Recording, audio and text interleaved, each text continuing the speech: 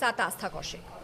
Ahmedabad plane crash में 270 लोगों से ज्यादा की मौत हो चुकी है। यह आंकड़ा बढ़ रहा है क्योंकि बहुत से घायलों का इलाज चल रहा है। 242 लोग क्रू समेत इस प्लेन में सवार थे, जिनमें से 241 की जान चली गई और जिस हॉस्टल पर जाकर यह क्रैश हुआ वहां पे कई ट्रेनी डॉक्टर्स मौत के मुंह में समा गए।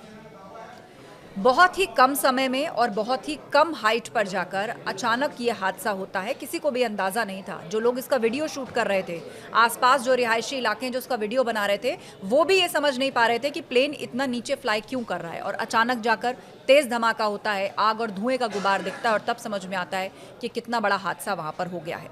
यह हादसा हो गया, लेकिन इसके पीछे बहुत से सवाल छूट गए हैं और हर कोई इस वक्त जो दर्दनाक तस्वीरें और कहानियां सुन रहा है वो अंदर से बहुत दुखी है, लेकिन बहुत से सवाल उसको घेर रहे हैं, जिसमें सबसे बड़ा सवाल ये है कि आखिर ये हादसा हुआ कैसे।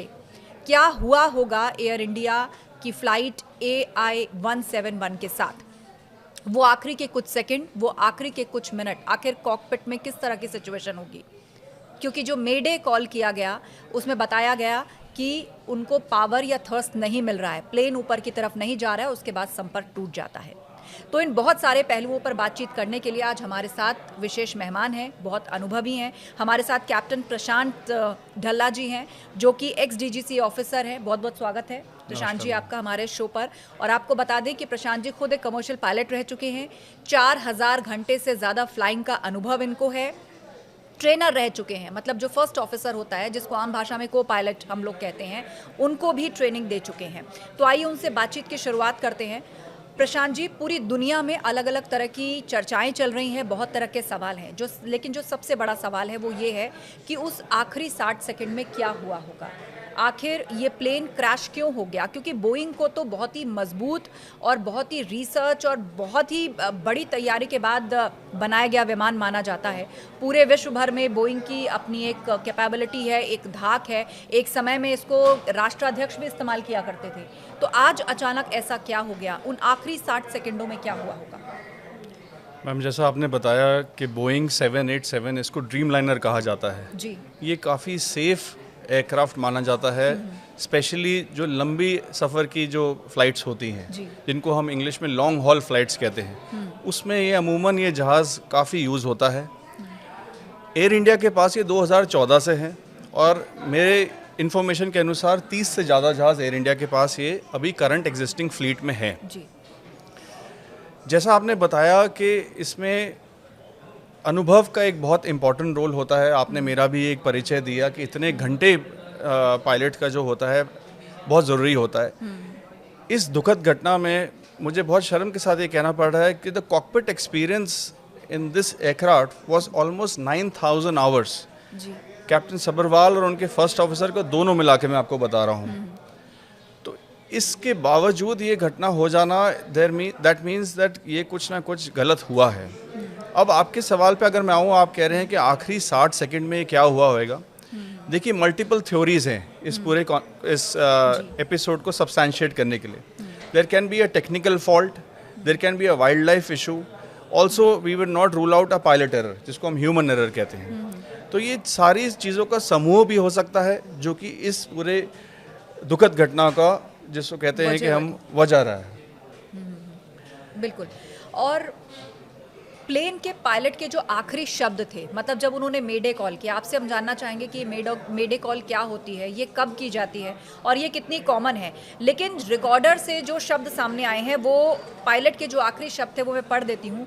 मेडे mayday mayday, no power, no thrust, going down. तो आपने सुना ये मेडे कॉल जो पायलट ने की ATC को, और उसके बाद ये कहा गया कि जब वापस संपर्क की कोशिश की गई तो संपर्क टूट चुका था। हमारे साथ कैप्टन प्रशांत ढल्ला जी हैं। आखिरी 2 मिनट में कॉकपिट में क्या हुआ होगा। देखिए मैम, मैं इस मेडे कॉल के बारे में थोड़ा आपके दर्शकों को बताना चाहूँगा।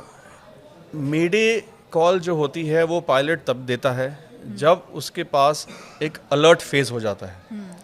अलर्ट फेज का मतलब ये है कि अब उसको ATC को फुल प्रायोरिटी देनी ज़रूरी है। अब चीज़ें पायलट के हाथ से निकलने वाली हैं। वो एक कम्युनिकेशन स्ट्रैटेजी यूज़ कर रहा है to the air traffic control कि मेरे साथ ये घटना हो रही है। इस पॉइंट पे जब हम कैप्टन सब्रवाल की, अगर हम आपने रिकॉर्डिंग जैसे बताया, उसमें उन्होंने नो थ्रस्ट बोला। देखिए हमारे दर्शक, no power, no thrust, going down, right. So thrust is something which drives the machine. अब इसमें जो हमारा एयरक्राफ्ट होता है पूरा, जो एयरक्राफ्ट बना होता है उसमें 4 फोर्सेस एक्ट कर रहे होते हैं, लिफ्ट, थ्रस्ट, ड्रैग और वेट। तो थ्रस्ट जो होता है वो इंजन ड्राइव करता है, इंजन से थ्रस्ट बनती है। सो दैट मीन्स अगर पायलट ये कह रहा है नो थ्रस्ट, दैट मीन्स उसको वो आगे पुश करने वाली जो क्षमता होती है, जो थ्रस्ट जनरेट करती है, वो नहीं मिल पा रही है। अब वो ये भी कहता है नो लिफ्ट। लिफ्ट एक ऐसा फोर्स है एयरक्राफ्ट को जो उसको ऊपर की तरफ लेके जाता है जी। सो लिफ्ट भी नहीं हो पा रही क्योंकि थ्रस्ट नहीं हो पा रहा। दैट मीन्स या तो एयरक्राफ्ट का ड्रैग ज़्यादा है और एयरक्राफ्ट का वेट ज़्यादा है। So this is what he is trying to tell the ATC कि जी मेरे को ना लिफ्ट मिल पा रही है और ना ही मैं थ्रस्ट जनरेट कर पा रहा हूँ।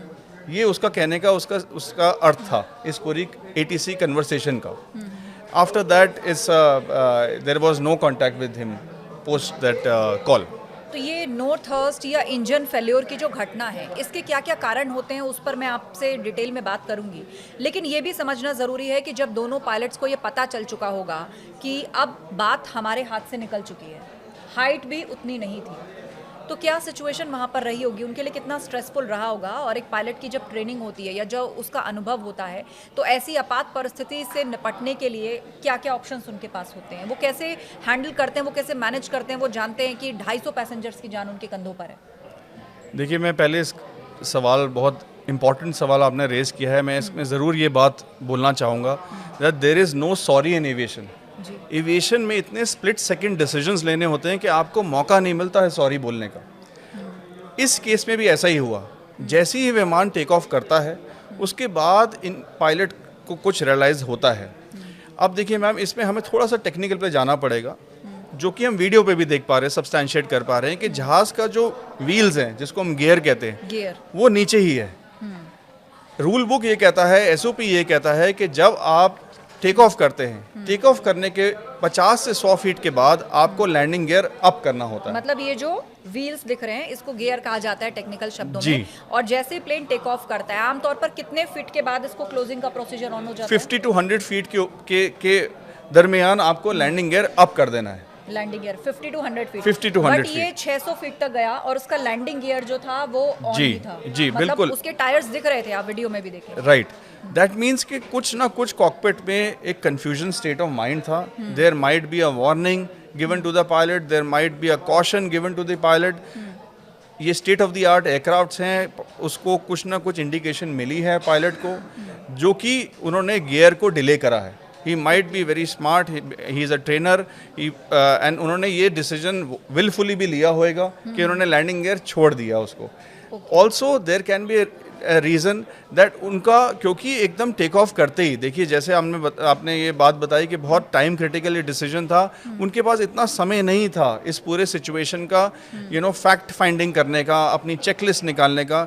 मैं दर्शकों को एक बहुत इंपॉर्टेंट बात बताना चाहता हूँ कि एक पायलट जो कि फ़्लाइट कंडक्ट करते हैं, उनके पास एक चेकलिस्ट होती है जी। 2 लोग कॉकपिट में इसलिए दिए गए हैं कि वो चेकलिस्ट चैलेंज और रिस्पॉन्स पे चलती है। उसके बिना आप जहाज़ को, ना ही आप इंजन स्टार्ट कर सकते हैं, ना ही आप जहाज़ को टैक्सी कर सकते हैं। सिमिलरली टेक ऑफ के बाद भी आप एक चेकलिस्ट यूज़ करते हैं। अच्छा। एक नॉर्मल प्रोसीजर चेकलिस्ट होती है, एक अबनॉर्मल चेकलिस्ट होती है। जैसे अगर जहाज़ में कुछ इश्यूज आ जाते हैं तो you are suppose to refer to the abnormal checklist, जिसमें सारी चीज़ें लिखी होती हैं कि आपके जहाज़ में इंजन में कोई इशू है तो आप उस भाग में जाते हैं, आपकी हाइड्रोलिक्स में इशू है तो आप उस चेकलिस्ट का उस पन्ने पे जाते हैं। तो ऐसे करते करते जहाज़ में केवल 20 से 22 सिस्टम्स होते हैं अलग अलग।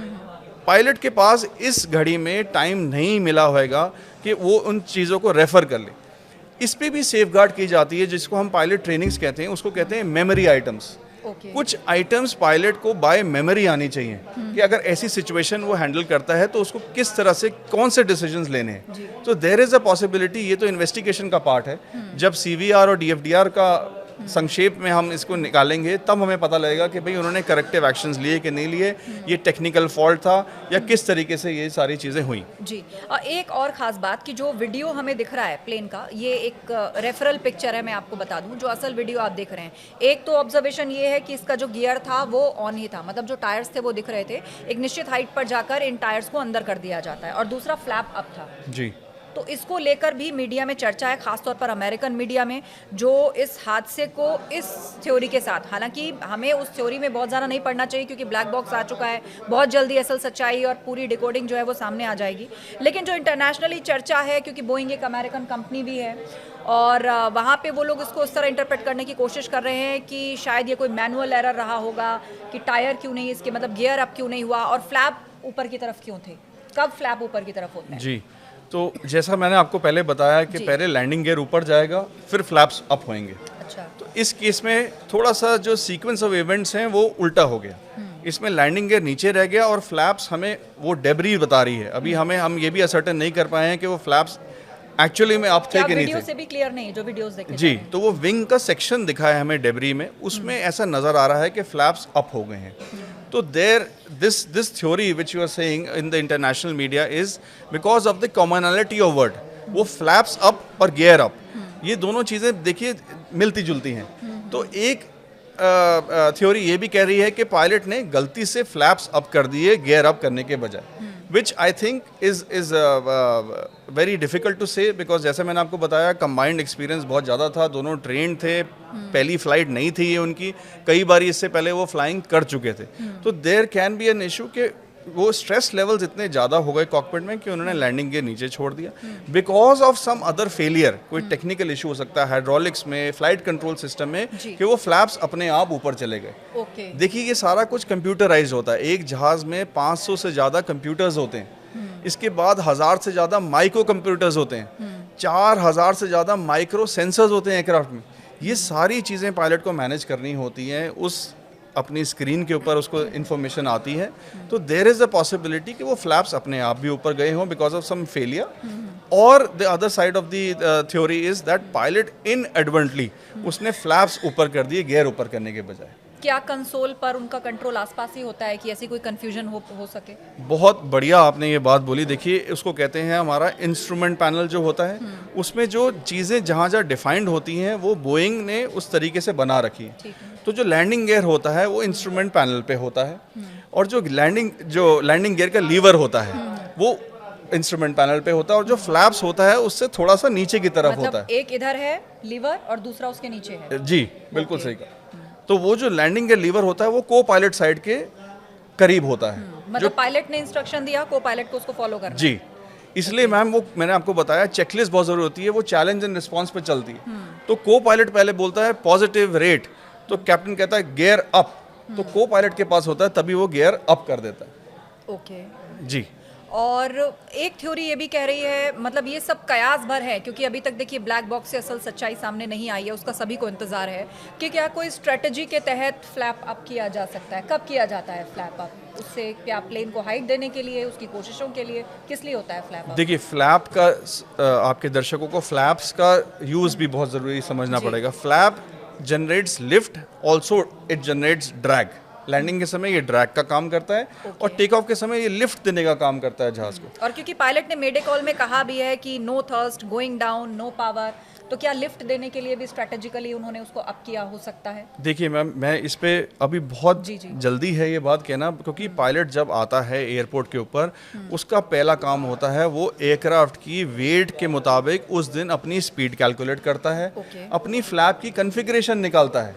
अच्छा, उसको जो ग्राउंड सपोर्ट है उसको बताते हैं कि जी आपके जहाज़ का वेट आज इतने होने वाला है, इतने उसमें यात्री हैं, इतना वो फ्यूल कैलकुलेट करता है, मौसम चेक करता है, सब करता लगेज है, जी इंटरनेशनल फ्लाइट है तो लोग लोडेड होकर ही जी। जाते हैं। तो उसके बाद वो अपनी कैलकुलेशन करता है, उस कैलकुलेशन के मुताबिक उसको उस दिन में उस वेदर के हिसाब से, उस दिन देखिए 12 तारीख को अहमदाबाद का वेदर 40 से 42 डिग्री के आसपास था, इससे ज़्यादा नहीं था। तो उसने अपनी स्पीड्स और अपनी फ्लैप कॉन्फ़िगरेशन तय कर ली थी, पायलट को पता था, उसने वही जाके कॉकपिट में वही सेटिंग करनी थी।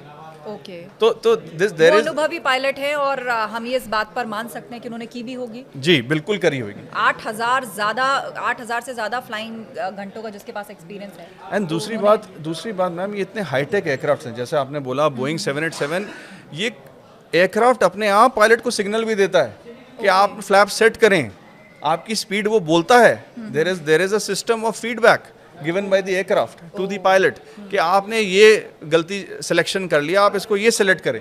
It end of the day it's a मतलब कंप्यूटर। अगर कोई मैनुअल एरर वहां पर होगा भी तो सिस्टम अपने आप उसकी कॉल आपको देगा जी कि बिल्कुल, ऐसा हो गया है। जी बिल्कुल। तो मतलब इस लिहाज से तो हम देखें कि मैनुअल एरर का चांस फिर बहुत कम हो जाता है क्योंकि अगर सिस्टम सपोर्ट कर रहा है। जी अगेन मैं देखिए एक सिस्टम है, कंप्यूटर है, कंप्यूटर की अपनी तकनीकी लिमिटेशंस होती हैं। जी। कभी कभार पायलट को उसको ओवरराइड भी करना पड़ता है, जिसको कहते हैं मैनुअल कंट्रोल लेना। कभी कभार दिस सिस्टम मिसबिहेव्स, ओके, किसी कारण से सिस्टम जी फेलियर हो जाए। सिस्टम फेलियर हो जाए या आपने रॉन्ग एंट्री कर दी है सिस्टम में, तो वो सिस्टम आपको इनपुट और आउटपुट जो है इस पूरे सिस्टम का वो आपकी एंट्री बेस्ड है।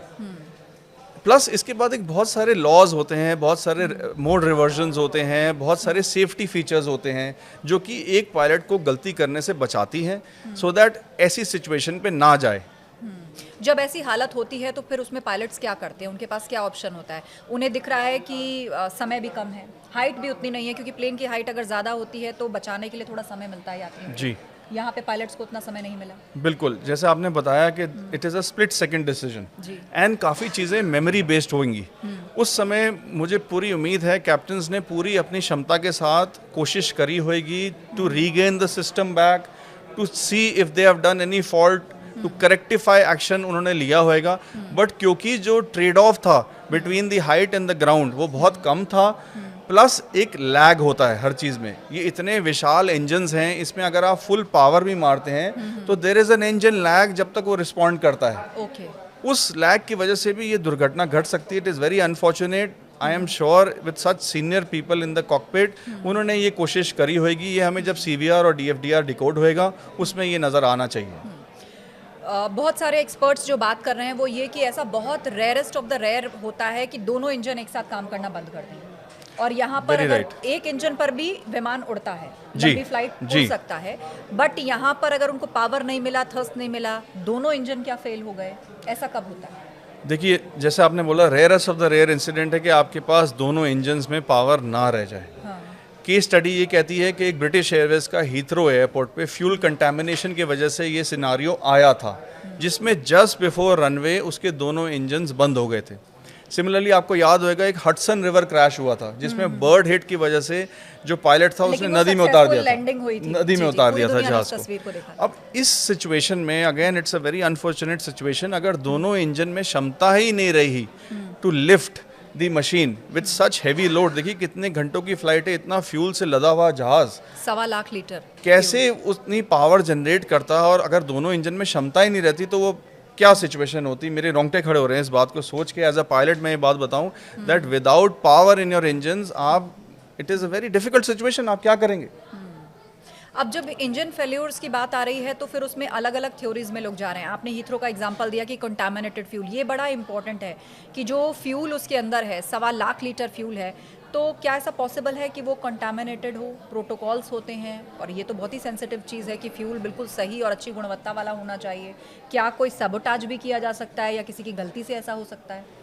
देखिए मैं इस एंगल को बिल्कुल दखल अंदाज नहीं करूंगा। That is the prerogative of the investigative agencies to check.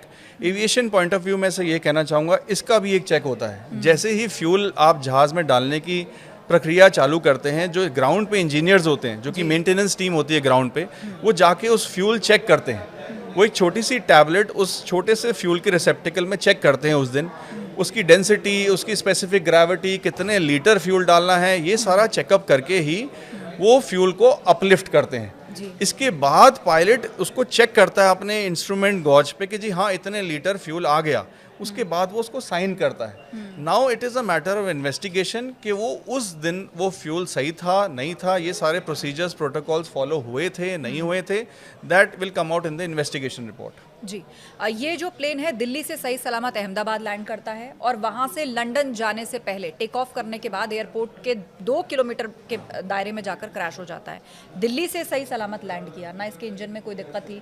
हालांकि एक जो यात्री थे उनकी ज़रूर वीडियो सामने आई जो दिल्ली से ट्रैवल कर रहे थे, उन्होंने दिखाया कि भाई एसी काम नहीं कर रहा है, रिमोट काम नहीं कर रहा है, उनका स्क्रीन नहीं चल रहा था शायद।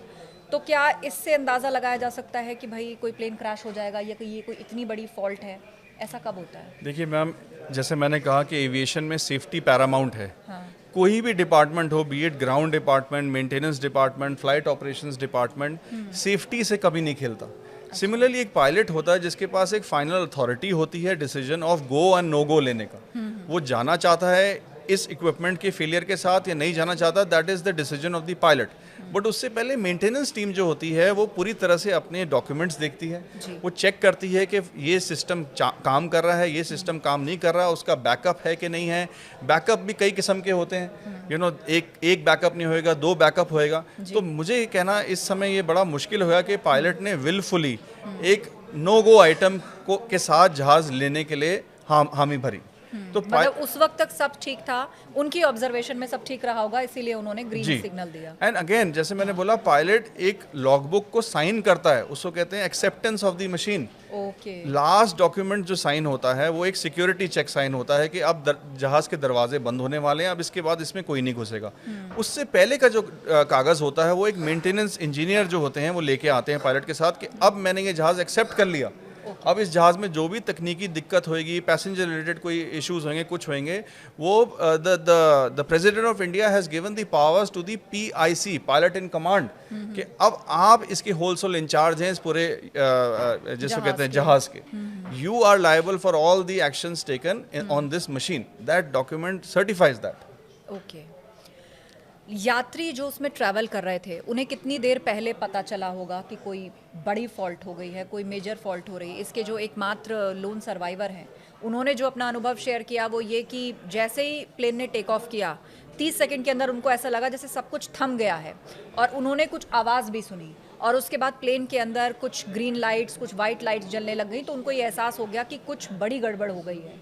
तो यात्रियों को कब एहसास हुआ होगा? देखिए, आपने बहुत एक अहम बात कही कि कुछ आवाज़ सुनाई दी। अनफॉर्चुनेटली हमारे पास एक ही एविडेंस है, which is a live evidence in the form of that lone survivor. जी। कुदरत का करिश्मा है, मैं आपको ये बताऊं, 11A सीट पे बैठे हुए यात्री अपनी जान बचा सके। उन्होंने, जैसे आपने बोला, एक आवाज़ सुनाई दी। तो मैं ये कहूँगा कि एक जहाज़ जो कि बोइंग 787 जितना विशाल जहाज़, अंदर बैठे हुए यात्रियों को इसका अनुमान लगाना बहुत मुश्किल है। हाँ, आप खिड़की से बाहर देख सकते हैं, आपको बारिश का अनुमान लग जाता है, ख़राब मौसम का अनुमान लग जाता है, बट कॉकपिट के अंदर की जो कहानी है वो सिर्फ वो पायलट्स जानते हैं, यात्रियों को नहीं पता लग पाता। अगेन मैं ये बोलूँगा, कैबिन क्रू बहुत ट्रेंड होती हैं। अगर ये CVR में निकल के आएगा, अगर कोई पायलट की तरफ से कॉकपिट के अंदर से कोई कॉल आउट आया हो towards the passengers, towards the cabin crew, ये इन्वेस्टिगेशन के बाद निकलेगा।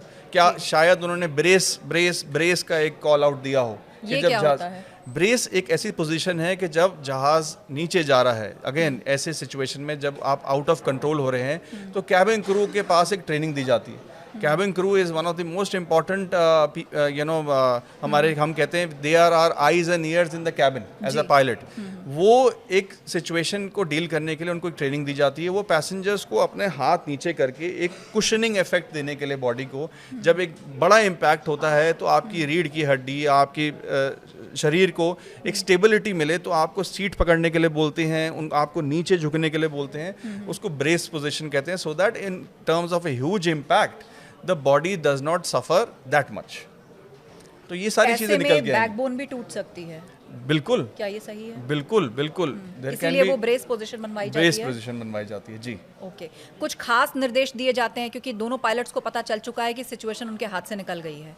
जो पीछे यात्री हैं या वो खुद हैं, वो इस वक्त ग्रेव डेंजर में हैं। तो क्या कोई ऐसे निर्देश होते हैं जो दिए जाते हैं, या कोई कुछ अनाउंस किया जाता है, या लोगों को भी इस बात का आभास कराया जाता है कि अब उन्हें क्या फेस करना है? जी, अगेन मैं ये बोलूँगा, इस सिचुएशन की अगर हम बात करें, जो कि एयर इंडिया 171 की बात करूँ, टाइम बहुत कम था। देखिए, पायलट अपनी तरह से पूरी कोशिश कर चुका होगा, उसने कॉल आउट दी नहीं दी, अगेन मैटर ऑफ इन्वेस्टिगेशन है, but the first priority is to take control of the machine. हमें सिखाया जाता है 3 चीज़, फ्लाई, नेविगेट एंड कम्युनिकेट।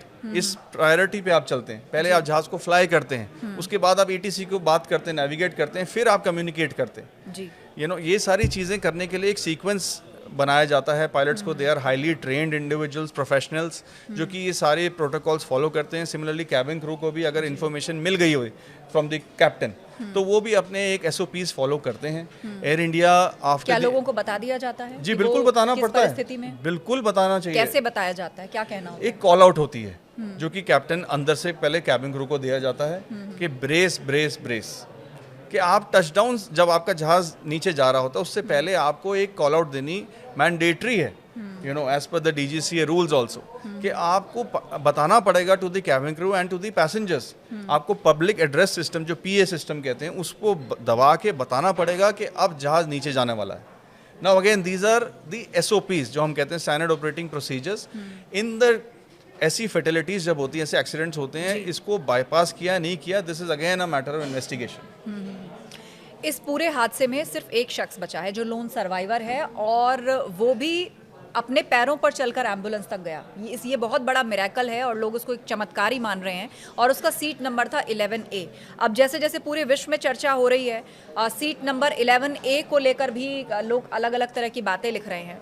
और मेरा सवाल तो यही है कि वो कैसे बचा होगा। उसने जो अपना अनुभव बताया वो उसकी साइड है, लेकिन वो कैसे बचा होगा। 11A सीट जो है वो शायद इमरजेंसी एग्जिट के पास होती है। जी बिल्कुल। इसके अलावा आज मैं देख रही थी कि एक थाई सिंगर है, वो भी 1998 के प्लेन क्रैश में बच गए थे, अकेले सर्वाइवर, और इसमें 101 लोगों की मौत हुई थी, वो भी 11A सीट पर ही बैठे थे। इस घटना के बाद उन्होंने भी अपनी कहानी को शेयर किया है। कैसे बचा होगा ये 11A सीट का सर्वाइवर? मैम देखिए, I must comment on your research, बहुत बड़ी बात है आपने ऐसा रिसर्च किया 11A का। देखिए 11A सीट जो है, पहली बात तो ये विंडो सीट है, बिल्कुल, और इमरजेंसी एग्जिट सीट है। नाउ हमें ये समझना चाहिए कि इतना तेज़ इम्पैक्ट हुआ, इतने ग्रेविटेशनल फोर्स उस जहाज़ से पड़े कि वो एकदम जहाज़ का दरवाज़ा, जो कि एक छोटा दरवाज़ा हम उसको कहते हैं, वो अपने आप भी खुल सकता है। In the presence of mind use by that lone survivor, जो कि नज़र आ रहा है, वो खुद चल के जा रहे हैं अपनी दोनों टांगों पे, उन्होंने खुद भी खोला हो सकता है। बट इतने ह्यूज इम्पैक्ट के बाद वो, जिसको कहते हैं, जो एयरक्राफ्ट की जो स्किन है, जो बॉडी है, वो डैमेज हो सकती है, तो वो अपने आप उनको एक एग्जिट रूट भी मिल सकता है।